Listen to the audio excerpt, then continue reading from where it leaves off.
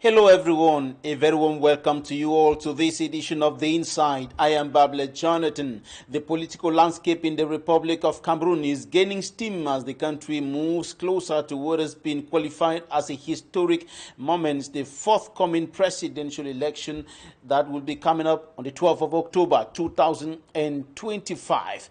And a lot of things are happening in the country. The political climate is heating up, and we're looking at what's been happening in the country with the elections organizing body Elections Cameroon that has already received several candidatures of the different presidential aspirants, and we're looking at the heat that is growing in the political landscape of the country. We're looking at the current situation of Cameroon. We're looking at what should happen in October, what should happen after the presidential election, the leader that Cameroon needs at this critical moment, at this critical juncture of its history, after more than 43 years of leadership of the current regime led by President Paul Biya. We're looking at the Cameroon that every Cameroonian is hoping for after the forthcoming presidential election. Stay with us and meet our guest in some few seconds.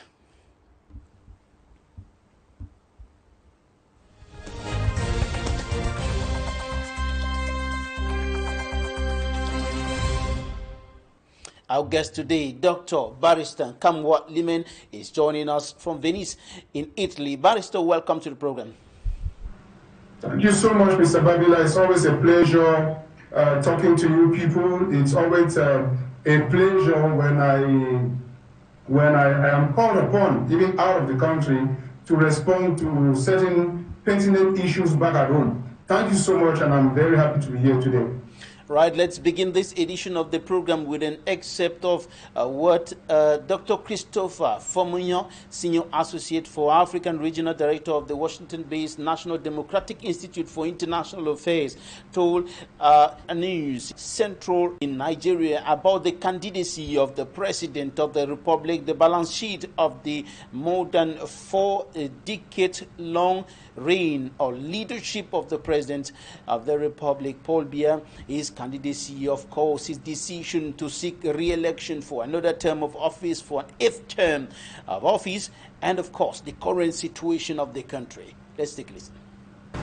It's extremely difficult to explain that someone at 92 would want to seek re-election and serve another 7-year term in a country whose population is made up of mostly young people and where the average age is 19. President Paul Biya has been in power for 43 years, and he cannot be telling Cameroonians now that what he has not accomplished in 43 years of power, he's going to be able to accomplish in the next 7 years when he's more than 92 years old. It's unacceptable. It's humiliating to the 30 million Cameroonians who are young, dynamic, intelligent people, and it beats my imagination why he will be doing this to himself, to his family, and to a country that he claims to love and respect. So, because if you follow the politics of Cameroon and you go back to all the messages and all the slogans that Paul Biya has used in the past for campaign purposes, a lot of his promises have not been met. A lot of the promises that he made during previous campaigns have not been met, and that explains why Cameroon today is facing tremendous insecurity in the north, in the east, in the Anglophone parts of the country. It's facing a lot of economic hardship with young people who cannot find jobs and where the unemployment rate is pretty high. It's facing a lot of issues of governance, respect for the rule of law, and the ability to renew political leadership across the country. But he has always made those promises on the eve of every election. And there's no reason to believe that after 92, he will have, if he had another mandate, that he will not be able to implement what he's not been able to do in the past 4 decades of being at the helm of state. For example, he always said that he will have a very united country in which every Cameroonian would feel like they belong. If you look at the politics of Cameroon today, the country is extremely polarized. Ethnicity and tribalism have become part of the discourse. If you look at the country today, the Anglophone minority, which constitutes about 20% of the population, is feeling extremely marginalized to the point where some elements of that population have taken up arms, and a conflict that now is in its 8th year. If you look at what's happening in the extreme northern part of the country that shares a border with Maiduguri in Nigeria and parts of the Lake Chad Basin, that the issues of violent extremism have been going on now under his tenure, and he hasn't dealt with that. If you look at indicators from Transparency International and other international organizations with regards to governance, with regards to issues of corruption and embezzlement, those issues are very high, and Cameroon scores very poorly under his leadership. And if he hasn't been able to resolve these issues, and if Cameroon today is not one of the shining stars of the African continent, he cannot tell us that it's when he's 92 years old and beyond that he's going to be able to do that. The mere fact that he should even tender his candidacy for consideration speaks volume. Because if you go around the country, people will tell you that they haven't seen their president for decades. People will tell you that he hasn't visited the 10 regions of the country in the recent time. People will tell you that he has not held a cabinet meeting with members of his government for years. People will tell you that even this year, since May 20th, since the National Day celebrations of May 20th, people have not heard or seen their president in public.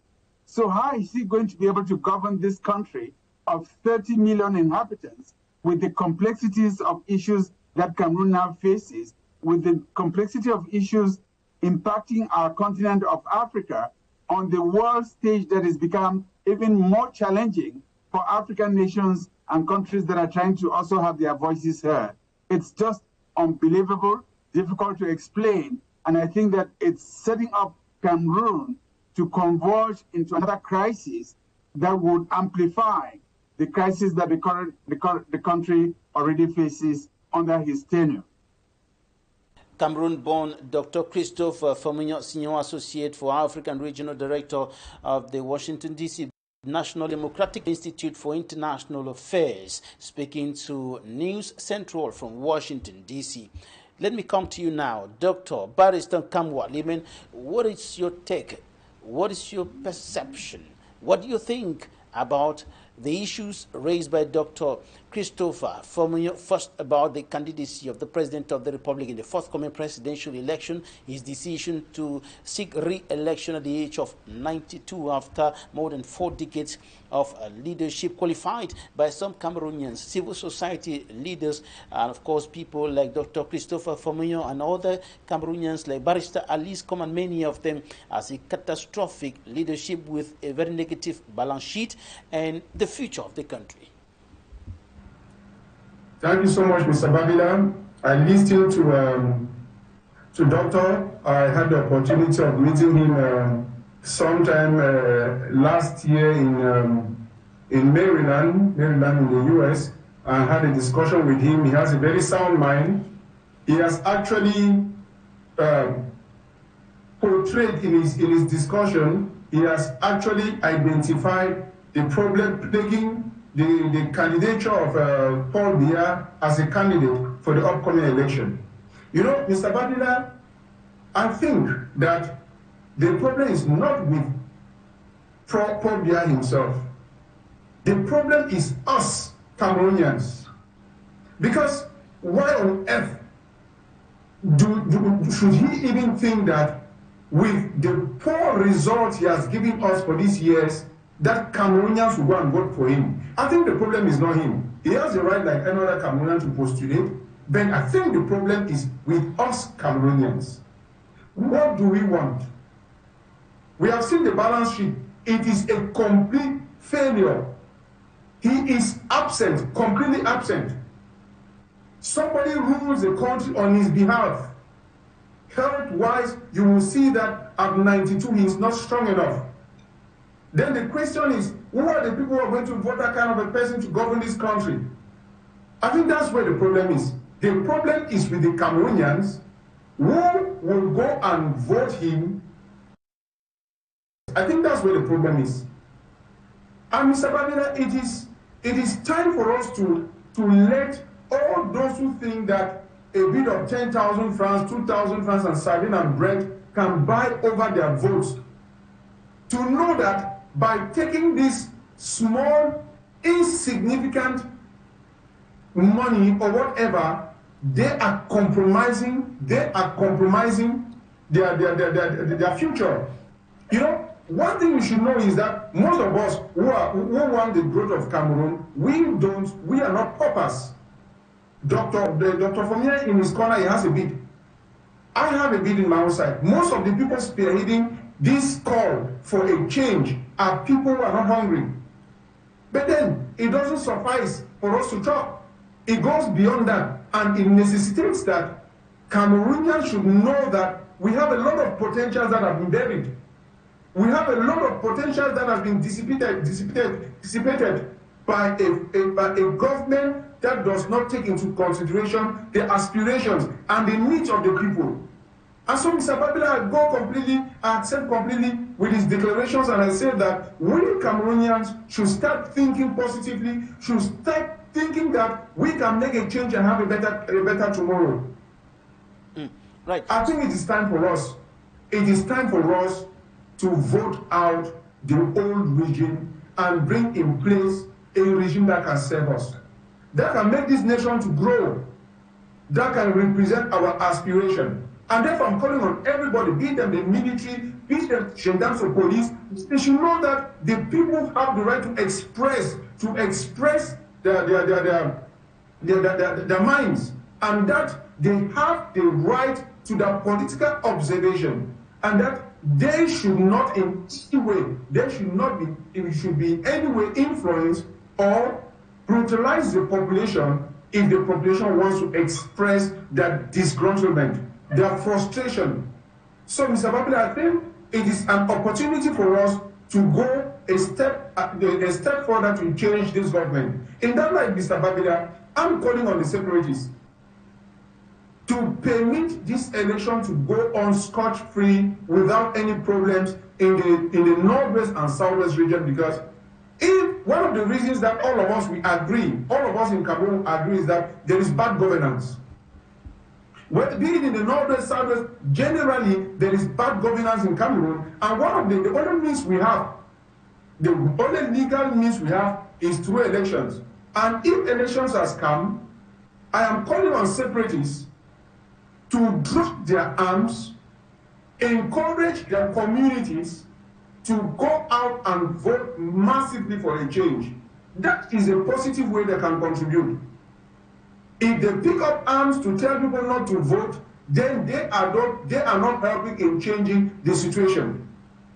So I am calling on all separatists, every individual in Cameroon, to contribute in a manner that will facilitate everybody to go to the polling stations and vote a president that is going to work for the interest of the population. A president who will be seen, a president who will be felt, and not a president that will only know that he is existing and has delegated powers to another person to run the country.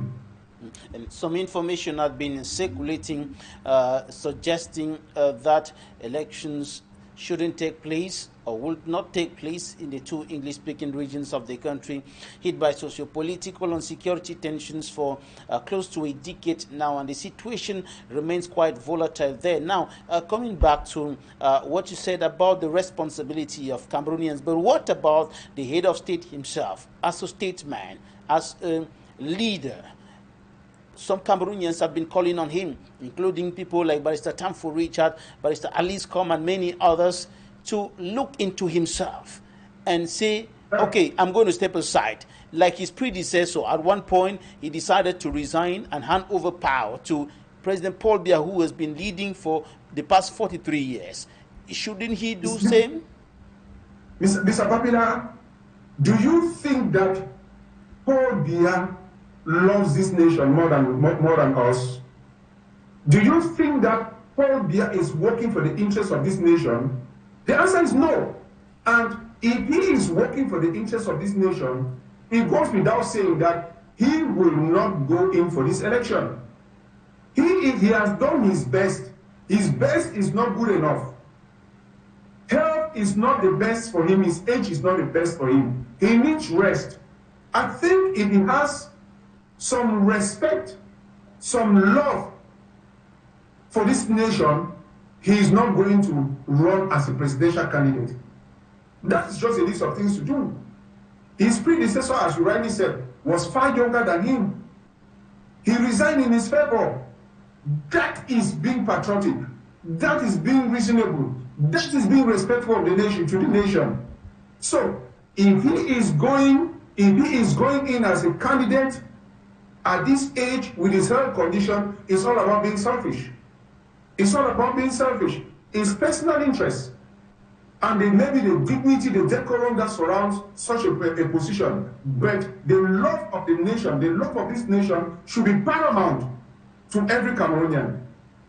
And so I think, Mr. Babila, that if he loves this nation, he should not stand, he should give another person, even in the ruling party, he should give another person, even in the ruling party, ruling CPDM party, the opportunity to run as a president and make a change.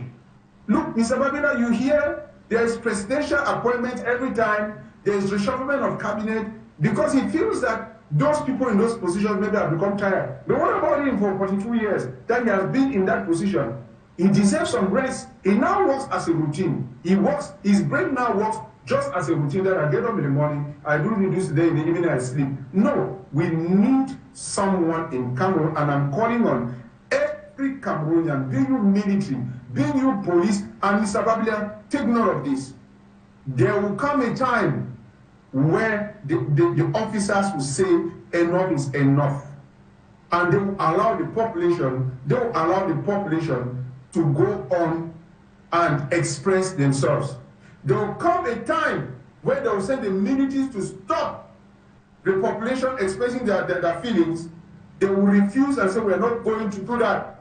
Because we have experienced that, history has shown that during the French Revolution in 1789, the military refused to attack the civilians who were reivindicating democratic rights. So, Mr. Babila, whether we want it or not, one day there's going to be that change. And on which side of the history do people want to be? Do they want to be on the side that will not have the respect from the society because they governed the nation so badly? Or would they be remembered for the good things they did to this nation? So it is time that people take their side. And one thing is very clear, Mr. Babila, we are not going to live in this situation for eternity. There will definitely come a day that something will change. So whether we like it or not, change is the only thing which is constant. Right, change is the only thing which is constant, and change is what almost all Cameroonians are talking about. Change in the governance mechanism of the country, change in the manner in which the country is governed, change in the socio-economic, political and security situation of the nation and her citizens. But then it is the right, as you indicated earlier, it is the constitutional right of the President of the Republic to decide to seek for re-election or not. Even the internal rules and regulations of his party, the ruling CPDM, the Cameroon People's Democratic Movement, in Article 27, sub 3, grant him that right to stand for re-election as the current national president of the party, even though that is also disputed by a militant of the party, Leon Taylor Onena, who has also tabled his own candidacy under the ticket of the CPDM. But when you look at the growing tension in the political landscape in Cameroon today, with controversies over the candidacy of Professor Maurice Kamto, backed by the African Movement for New Independence and Democracy, Manidem, and other issues provoking tension in the political landscape, what do you think about the risk of social unrest, the risk of political unrest in Cameroon, as highlighted by Dr. Christopher Fomeyo earlier? Mr. Babila, I want to commend and appreciate the bold giant step that has been taken by Manidem, especially through the president. I give him my respect. And Mr. Babila, we all at one point in time, we did a bit of physics. And we know that there is a boiling point where you put water in a pot and you boil it for above a certain temperature. If the cover of the pot is not removed, it's going to explode if it's fasting. I think Cameroon will one day get to that situation if proper steps are not taken. Listen, there is a difference between me saying that we will get to there and me saying that if proper steps are not taken, because I know that some of the military people, they specialize in listening to pick out what you say and maybe call you behind and warn you, threaten you about. But what I'm saying is that if care is not taken, there's a lot of social unrest in Cameroon that if care is not taken, it would degenerate to something else. Such was the case in the North Zone. In the past, people have been complaining there is Anglophone marginalization, there is the eradication of our common law judicial practice, of our common law educational practice, and you see, it was not taken into consideration, and then unfortunately we found ourselves where we are till today. So it is very clear that there is social unrest in Cameroon. The people are fed up, and one day, Mr. Babila, nobody wants that. But if care is not taken, it will be very, very bad in this country. If care is not taken. So, Mr. Babila, to me, another thing is, I want to draw the attention of political parties. I see what they are doing. I see what they are doing with a number of candidates who are already postulating for the post for that position. That it gives the impression that they are not serious. One of the problems we have is not only problem, those political parties, I think they have a mental, most of the political parties leaders, they have a mental issue. Sorry that I'm being very hard, Mr. Babila, but they have a mental issue. How do you conceive that 18 people, 19 people are going in for presidential candidates? Does it make sense? Why this greed? Why can they not all? Manidem have set an example. He called on someone else to be the presidential candidate. Why can the other political parties not unite and present even two candidates? Why do they think that, and these people who are going in for presidential election, they know for sure that they will not be voted above their quarters where they stay. Then you take pleasure to go and create all this division in the eyes of Cameroonians and send a very wrong signal that opposition leaders are not serious. I think they have a problem. They have a problem. So, in other words, I'm asking that all those who are playing with the lives of Cameroonians, that they think that they can go and put file their documents to run as presidential candidates, I think we should be serious. Opposition leaders, I'm calling on you all to come with a unique candidate and change the situation. If not, you people will fail. You people will fail. And believe me, Mr. Babila, after this election, a very strong political party will come. I can assure you of that. That's going to make the difference. Because for now, we are not seeing any great change. Dr. Barrister NKAMWAH, LIMEN, you're highlighting something which we've been talking about for quite a long time now, but that seems to be very difficult to come around. The opposition uniting, coming together in a common front to unseat the BR regime on the 12th of October 2025, and as we speak now, that is still not yet happening. But we have the example of neighboring Federal Republic of Nigeria, where the president or the leader, the presidential candidate of the PDP, the PDP, Atiku Abubakar, who has resigned from the party, and we also have another presidential candidate, Peter Obi, of the Labour Party who are coming together in a coalition ahead of 2027. And this is what happened when the PDP was kicked out of power in Nigeria after having reigned for so many years. This example seems not to be talking to Cameroonians. Yes, unfortunately, Mr. Babila. Unfortunately, because, you know, Paul Biya has understood that there's a lot of greed. There's a lot of greed amongst Cameroonians, especially those who constitute the opposition party. Because if they were not greedy, why can't they form a unique front and vote out Paul Biya? So I think that they too are not helping us. They are not helping us at all, Mr. Babila. So when you look at the present situation of the opposition and the CPDM, which is a huge machinery, so to speak, a huge electoral machinery that is put in place. I don't want to talk about fraud because those are allegations that are not accepted here and there, are not accepted by those who are accused of fraud and electoral malpractices and so on. I'm just looking at the CPDM machinery, the electoral power of the CPDM with its deployment across the national territory. When you look at that and you look at the opposition going into the election with on separate lines, on fragmented lines, what are the chances of the opposition pulling through? They will fail. Of course, they will fail. If opposition go the way they are going, they should know that they will not succeed. And I think that they are being too heady.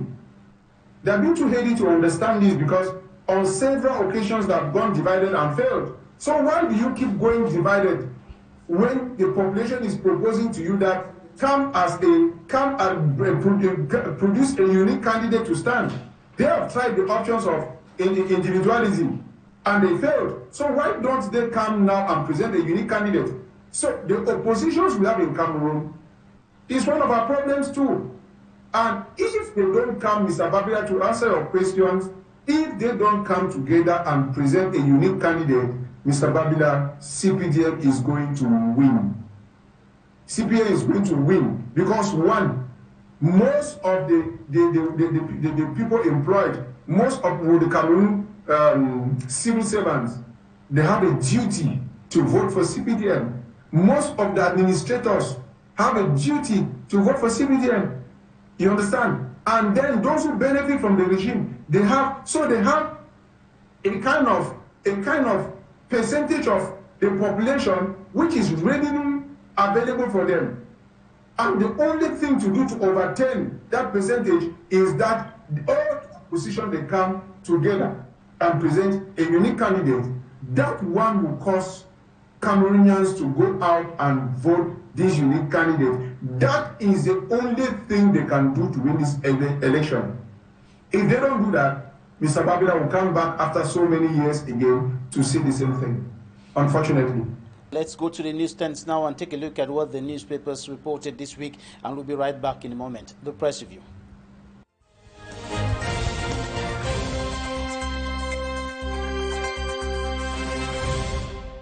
We begin the press review with News Herb. President Biya's candidacy, a wake-up call for change. Barrister Kongo Felix Agbo, lawyer, human rights advocate and president of the Center for Human Rights and Democracy in Africa, has called on Cameroonians to wake up from their slumber, reacting after President Paul Biya's decision to seek yet another term in office. The National Post raised to Unity Palace. 5 aspirants submit candidacy files. The paper highlights the first 5 aspirants who submitted their candidatures for the forthcoming presidential election, including international anti-corruption crusader Barrister Kerimuna. According to the pilot, Barrister Kerimuna is a promising candidate for the presidency in 2025. In the same paper, Ntumfo Dr. Barrister Nico Hale calls for responsible journalism during the October 12th presidential election. The Median reports that the President of the Republic, Paul Biya, has tightened his grip on the army ahead of the crucial election with the appointment of new generals and vice admirals.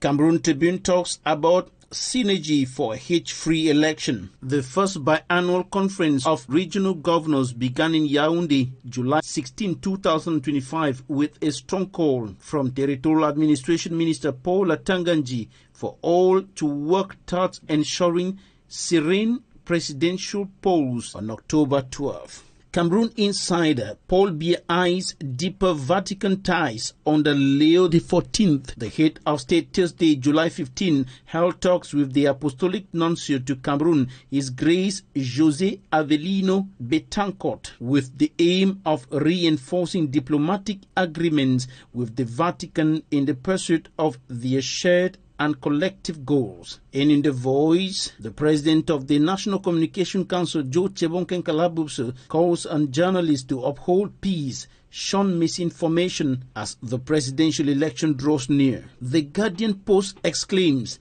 "Bar elections, decade-long gentleman's agreement broken," unlike what existed for decades, whereby when an Anglophone is voted General Assembly President, a Francophone is Bar Council President, and vice versa. Anglophones now hate both structures in a dramatic twist of events. The Herald Tribune, Matap Adamawa region, Minister Fu Callistus unveils groundbreaking bauxite venture with 20-year exploitation plan.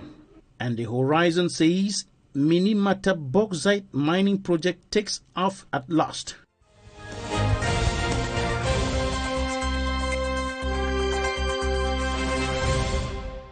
Right, you're welcome back. That's the press review. We are still with our guest, Dr. Barrister NKAMWAH LIMEN, joining us from Venice in Italy. Dr. Barrister, tell us, what do you think Cameroonians should do at this critical point, as this moment qualified as historic in Cameroon?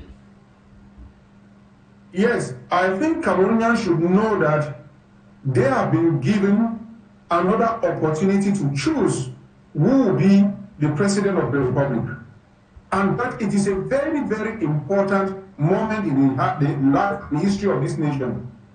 And so we cannot keep complaining that there is bad governance, that there is corruption, that there is inertia, that there is unemployment, that there is poverty. Indeed, that Cameroon is virtually a jungle, and then they give us the opportunity to vote, and we squander that opportunity. So I think we have the opportunity now to choose a candidate who can make a change and better our lives in Cameroon. And so we should seize this opportunity and do the right thing, Mr. Babila. What do you say to those who think that election cannot bring change in Cameroon? There cannot be any change in Cameroon through the ballot box in the present context. This is what Kabangwala Ejit, national president of the Popular Action, the People's Party, is saying. The Cameroon People's Party, the CPP, is saying, for example. Mr. Babila, I seem to differ, but there are some conditions that if we respect, we will get that change. For example, the opposition leaders should learn that they have come in various factions and failed. And so if they come in and present a unique candidate, they are going to succeed. So that is the very first thing that we must know. We know for sure that the institutions and the laws, electoral laws, have been coined in a way to favor the CPDM, but if the population come out as one, nothing is stronger than the wish, the desire of the people, of the majority, which is democracy. So I think that we can actually do that if opposition gives us permit us to have a unique candidate. We're going to change it even with the bad laws. Another issue is that, Mr. Babila, I said change is the only thing that is constant. There is God. There is God. Every Cameroonian should know that when God's time shall come, there will be that change. So if the oppositions think that they don't want to help us to have the change right away, God's time will come, and you will see how He will liberate His people. Mr. Babila, some years ago, if you told Egyptians that the president was going to flee, would they have accepted? Same in Libya, Tunisia, right? They would not have accepted. But when the time came, when God's time came, no evil force can resist. And of course, we are God's children, and His time will come, and his verdict shall be pronounced. And then people will find themselves in the position of history where they have worked to belong to. You see, so, Mr. Babila, if the opposition leaders, they come together, assure Cameroonians, they can be voted, and regardless of our back institutions, our back laws, we can change the president of this republic. Let's take some interviews now, and we'll be right back in a moment. Interviews of the week.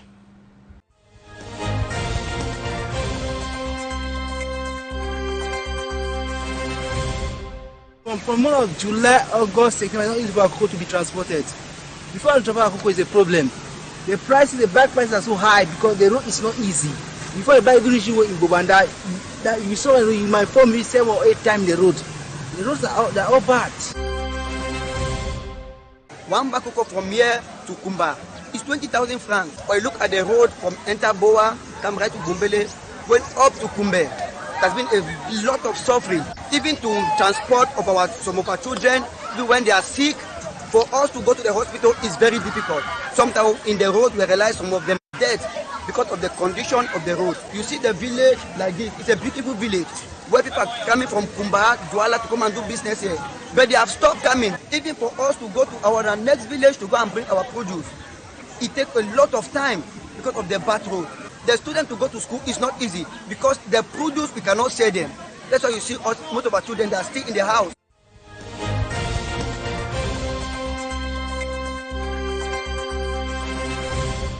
I am not surprised by the candidacy of President Biya. Biya is here from the beginning. If you analyze his way to the presidency, he is not ready to join us in the hell he created for his population. The only place good here in Cameroon is the presidency of the Republic. It's the only one. He has our police, he has our army, he has our money, he has everything, and he just uses it against us, against our well-being for 43 years. It's too much. It's enough, and I say enough is enough. I don't want him to be my next president for 7 more years. This is absolutely not possible. But it depends on you. It depends on me. You must know how to make him out of the rails. You know, don't vote for him anymore. Everything is bad. Not only the roads. Do you have hospital? Are you ready to go to Geneva to have your health? Why didn't he go to the general hospital here when he's sick? He knows. There is nothing to expect from the hospital in Cameroon. To do political justice to the Anglophone community here at home and abroad, I think it is the time for an Anglophone to be the president. We cannot have it that for 60 years, 2 Francophones have led us to the drain. The symbolism behind Chairman II coming here in Bamenda to deposit his candidacy is to signify to the world that Bamenda still remains one of the bases of the Social Democratic Front. Nothing is lost. First, the founding fathers of this party, the majority of them were from Bamenda. And when the party was launched in 1990, the first chairman came from Bamenda. And that charity begins at home. He is from the foot of the Asia. He is following the foot of the late national chairman, his SSA, Nijon Frundi. We are coming in with a government of transparency. The new electoral code doesn't ask for a medical certificate. So we need to check whether the candidate we are offering to the Cameroonian people is fit, because we don't want any president who is more than 70 years old again. If a candidate doesn't do the same thing, it means that he's not fit for the job, and we don't need anybody who's not fit for the job. It is very important you understand that we have a political identity, and this identity takes us to our roots. and the headquarters of the Social Democratic Front are based here in Bamenda. So there was no other place we could have gone to deposit the file of the next president of Cameroon. As from the beginning of November, this administration will have a new government taking care of them and will work together. On 12 October 2025, let us use the ballot box to save our scorned and exhausted people, our beloved Cameroon, so beautiful, so rich, and yet reduced to a country without inspiration or soul from this disaster that has lasted too long. As I have always said in the past, my arms are outstretched to many of our compatriots in the CPDM, in particular to its many executives who have no doubt never been able to put the full extent of their talents at the service of our country in a disoriented system. I dare say that I'm counting on them and on other Cameroonians of all persuasions in Cameroon and abroad to support my candidacy, and if I'm elected, to rebuild the country together in order and discipline, a new Cameroon developed and of shared prosperity, justice and trust, radiant, sovereign and respected. I will never betray you.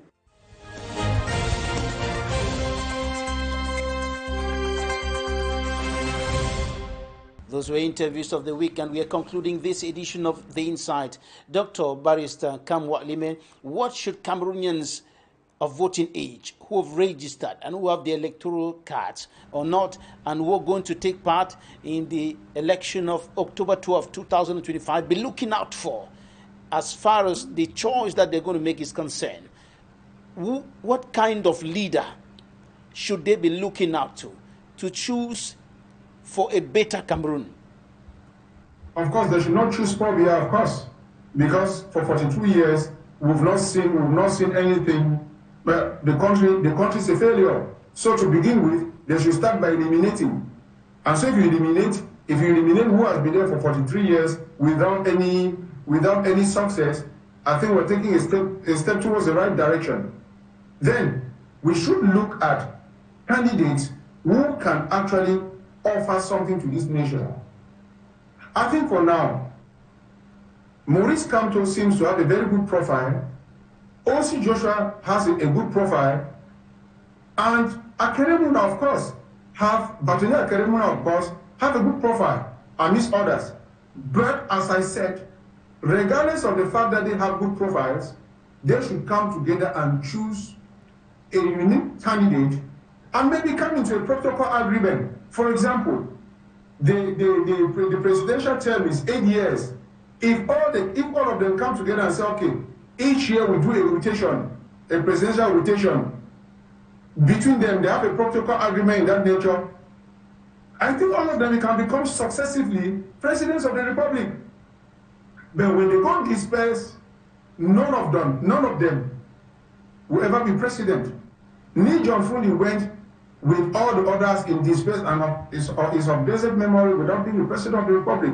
And so they should learn from that and make sure that in as much as they have, all of them, they have good qualities, they should come together and present a unique candidate. And so, to present a unique candidate, some of the candidates should be able to say, no, let me give in for this candidate, let me give in for this candidate. Or why not, Mr. Babila, they go through an election, all of them, they come, all the political parties, they come, they have a meeting, and they vote. We say, okay, these are the political aspirants. Let us vote amongst us, candidates. They call this person who votes. They count the majority and say, from this majority, from the votes obtained in this majority, we think that this person has the highest vote. Let us push this person. And then they all rally behind that person. And then we are fine. Mr. Babila, the political parties in Cameroon have a very, very huge and important role to play. Very, very huge and important role to play. The opposition leaders should come together and form a kind of coalition and lay down an agreement. But yes. the agreement of rotating the presidency or the presidential seat after every mandate may be a little bit difficult because a mandate will last for 7 years. But the idea that you're putting through is that they should have a kind of agreement. I'll just give an example. For example, we might say that the president of the republic comes from MRC or Manidem, the president of National Assembly comes from this, the president of the Senate, the Senate comes from this party, the president of the Judicial Council comes from. You see, there are a lot of positions, key positions that could be distributed within these parties. And thereafter, they have a charter. For example, after the first presidential mandate, this political party will wait for this other party to go. And then they rotate like that. It makes a lot of sense, Mr. Babila. They should be able to come together. If they don't come together and maybe through a kind of internal vote choose a unique candidate, it's going to be very difficult to change the ruling party. Paul Biya. It's going to be very difficult. Difficult, but not impossible. Mr. Babila, I'm just being modest to say difficult. It might be very impossible. It might be impossible to vote on Paul Biya if they come out in dispersed one. All right. So I want us to conclude on the necessity for peace before, during, and after the election.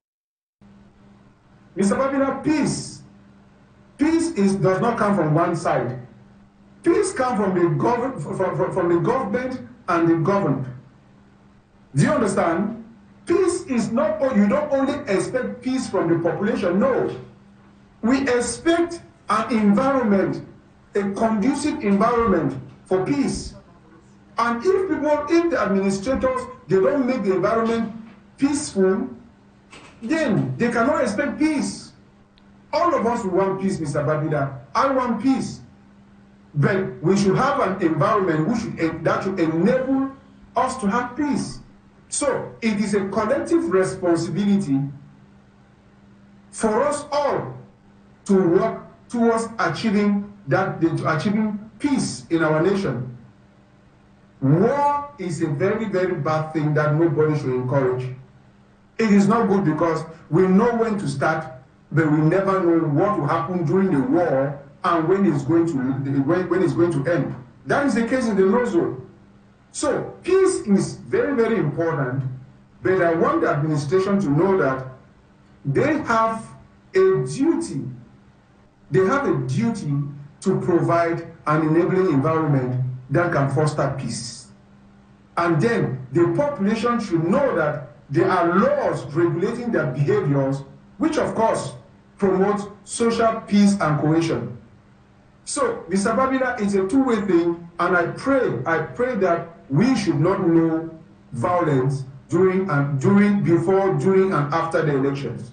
And that Cameroonians should express this maturity to know that the problem can be resolved through the act of voting and voting the right candidate. But above all, equally, Mr. Babila, you know, one of the things that they tell us is that the opposition leaders, they cannot win because in most of the remote areas, they don't have representatives during the counting process. And so the opposition leaders should equally make sure that this time around, all the ballot offices, all the voting offices should have a representation from the opposition. And you know, each political party does not have the finance to do that. But if they come together, they can now have a representative of the opposition to control and observe that their votes are not being played with, rigged. Okay, one example, we know for sure that some political parties, they have so many members present in the locality. That political party can have their members into those voting office. of the offices in that area, then the other strength of another political party should be on it. And so if you do like that, you discover that they have covered the entire nation. Mr. Babila, I want to put this as a challenge to opposition leaders. Cameroonians are waiting on you guys. Present us a unique candidate. Present us one candidate. And then come together and make sure that in all the voting offices, or all the voting pools, you have representatives there. And then I'll assure you that you're going to win. Without which, you're going not to win, you're not going to win, and then you come back to the quarters, next year you come again, and you must have run out of validity and relevance, of course. So, Mr. Babila, opposition leaders have a serious and very, very important role to play in the forthcoming elections. Thank you very much, Dr. Barrister NKAMWAH LIMEN. You are a legal mind, lecturer of law and humanitarian. Thank you so much for joining us in this edition of the program and for the insights you've shared with us today. Thank you, Mr. Babila. Thank you so much, and I extend my regards to all your thousands, millions of fans, of televiewers, and to the Cameroonian population. I tell them, change is possible. We can do it. Thank you so much. Change is possible. We can. Barrister NKAMWAH LIMEN, Dr. Barrister NKAMWAH LIMEN, joining us from Venice in Italy. Thank you so much for your time, ladies and gentlemen. You can follow the program on our social media handles on Facebook and on YouTube. And you can also follow the rebroadcast of the program on Friday at 5 p.m. Thank you so much for your kind attention. God bless Cameroon. Goodbye.